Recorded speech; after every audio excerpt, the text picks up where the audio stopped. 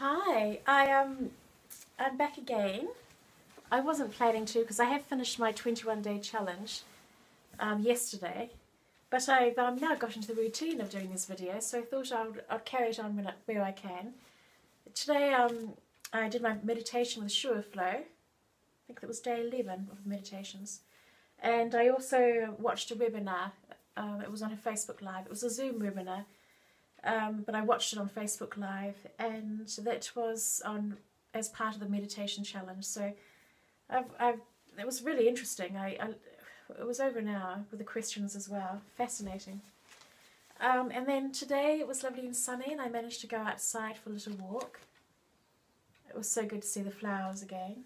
And I took a few videos of the flowers, and I started to do a little bit of decluttering. I didn't get very far, but I figure if I do a little bit each day, then eventually I make a little bit of headway. And while I was decluttering, I came across this magazine, a really old magazine, sent in wintertime, from Vitality Health. And I thought, well, I'll throw it in the bin. But while I was looking at it, there were some quite good articles, and I'm really interested in learning things about children, and I found this article it says The Kids Are Alright, and it's recommending a book by Susie Reading called Stand Tall Like a Mountain. So it has that book recommendation, and it also recommends The Book You Wish Your Parents Had Read and Your Children Will Be Glad You Did by Philippa Perry, and another book they recommend is You Are Awesome by Matthew Syed. So I'll just share with you a little bit from the book here. From the book from Susie Reading on Stand Tall Like a Mountain. Susie says, junior school age children can feel overwhelmed by pressures from testing, body image concerns at the young age, feeling peer pressure. So it's important to support them emotionally, to develop the toolkit they'll need to deal with life's hurdles as they develop into tweens. Another point here is to encourage empowerment, to try to help your child to be happy. Don't try to make them happy all the time.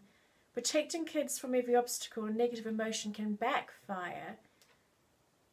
It can cause children to become anxious and self-critical and depressed.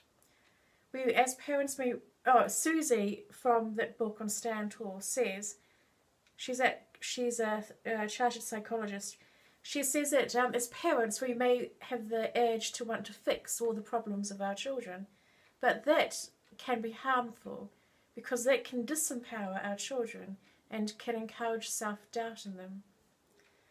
Susie says that occasional anger or sadness is a normal emotion, and it's important to learn how to deal with that emotion. So Susie suggests that we help children to identify what they're feeling. Susie suggests that we help children to identify what they're feeling and to let them know that it's okay to have those emotions. And we can ask questions such as, what could you try? And what could you do instead? This will help to boost our children's problem-solving skills.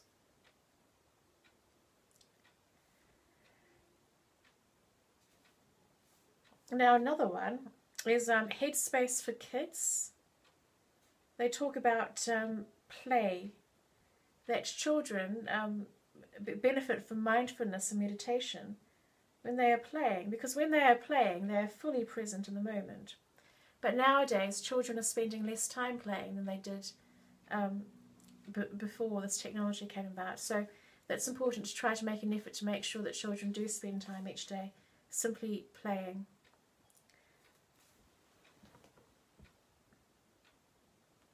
Now another one which I think is really very good, it's talking about children being sponges, and there's an expression about monkey see, monkey do. So the children learn from everything they see and hear. So it's important how we as adults deal with our own emotions and how we deal with our moods. One of the most helpful things that you can do for your child's happiness is to attend to your own emotions and moods. So it's important to carve out time, to actually dedicate time for ourselves to de-stress.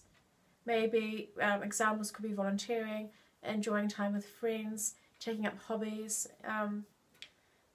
and it suggests that we should talk to children about our day, what we did, and this is to help our children to cope with their day, whether we've completed a work project or had a nice chat with a friend or neighbour. Sharing things,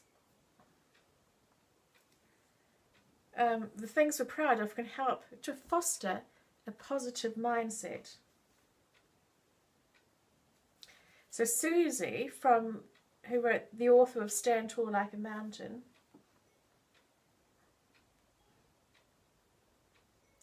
so Susie goes that we should share difficulties as well with our children, not just positive things. We might say to our child, I made a mistake, I lost my temper, next time I'll go for a walk and calm down first.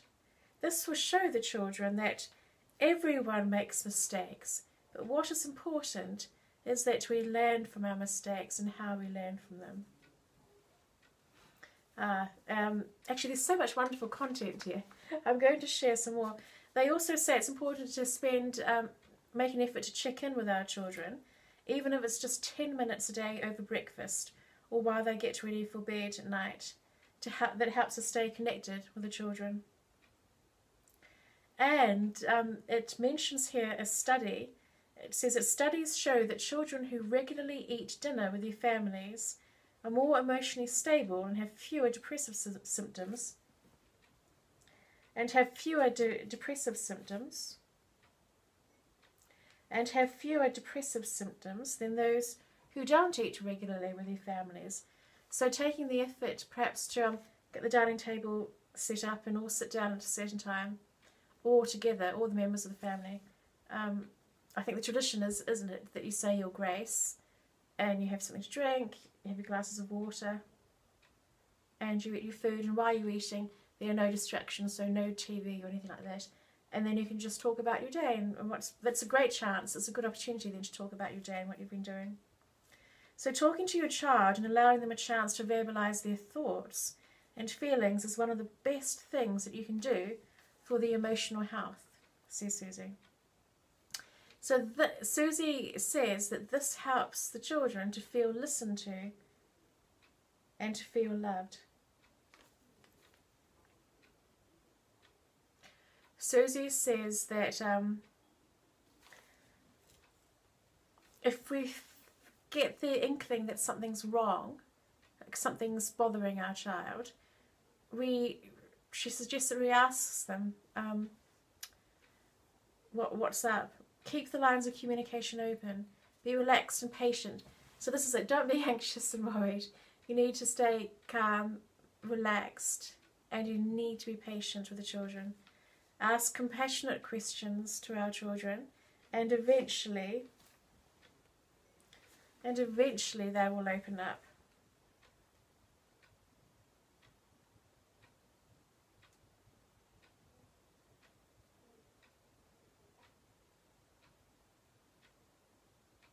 Oh, about technology, she suggests that you have a strict rule that children aren't allowed to use their iPads or phones or tablets until after they've already finished the homework for the day. And be strict with the boundaries.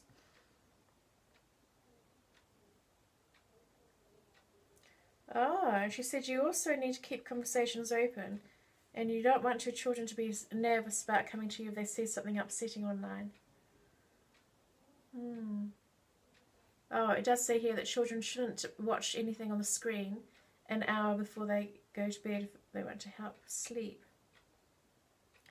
Oh, now they're talking about self-esteem. Self-esteem is closely linked to happiness. But it says here that you should not overpraise, because that could make your child feel pressure.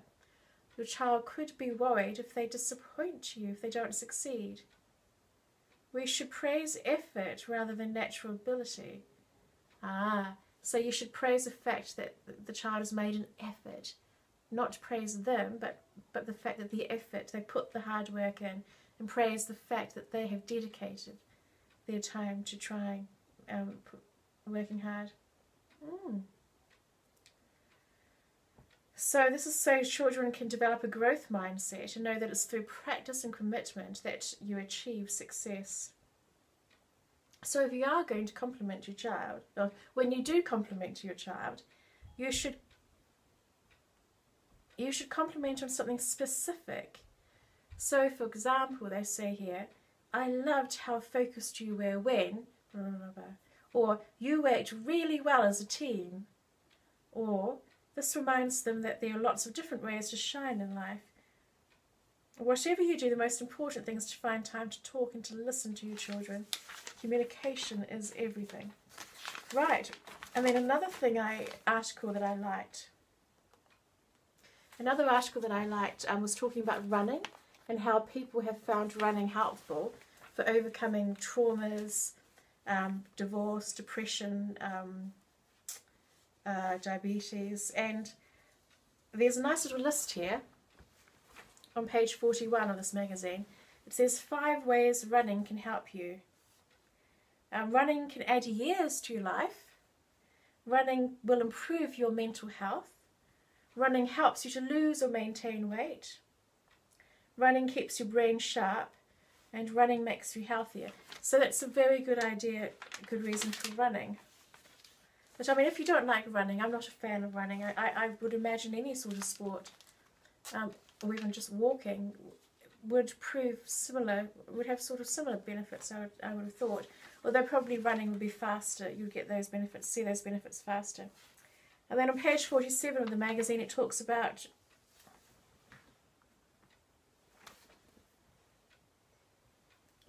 developing resilience.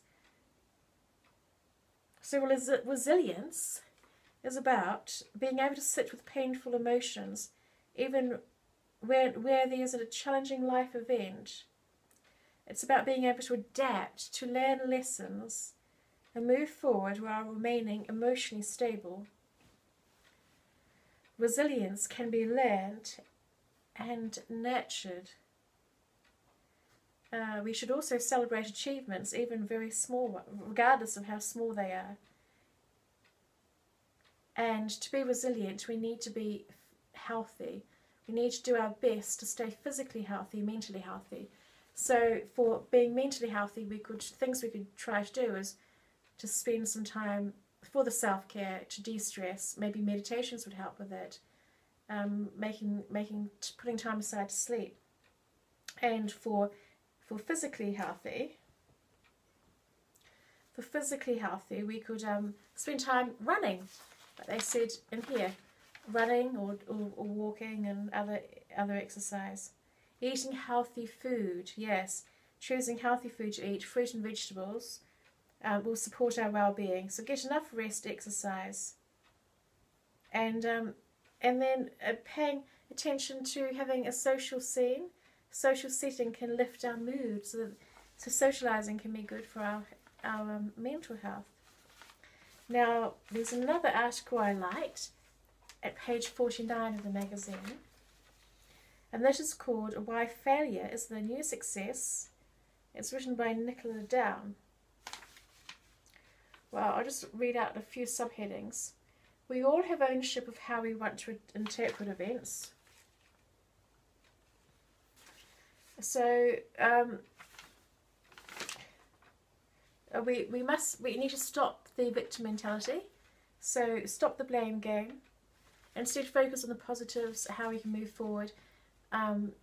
What the positive things that we can do, that we want to have, like creating visions next 5 years, or feelings of how we want to feel in the future, and things like with meditations and mantras and affirmations. You could actually say things that you want to feel in a few years, or you want to have, list them out and actually write them in your journal and actually say them as mantras. Say them to yourself over and over.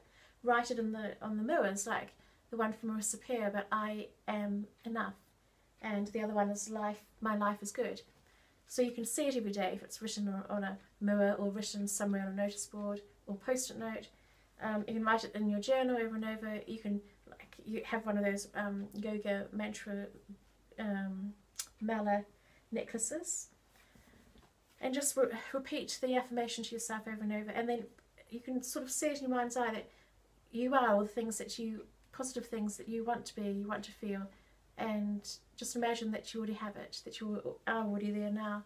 And it's amazing how it can really lift your spirits. Embrace the good. Oh, and another one, subheading is don't let your job define you.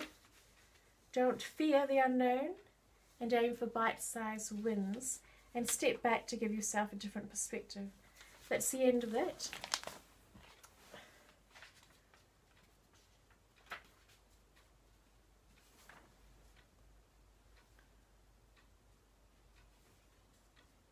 Oh, I don't. Some of the notes that I got from the meditations I did yesterday with Sue Flo, on meditations, she was talking about meditation being a way to discharge stress and to bring an energy of peace into our system.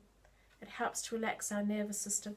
And then when I saw a meditation the same day from Pandy, Dr. Pandy, he was saying that there have been imaging of the brain, and how meditation shows the benefit of meditation is that the blood flows after starting meditation. Meditation can help with anxiety and depression and PTSD. The basis of cerebral blood flow, imaging studies. So it seems a very good thing to be doing.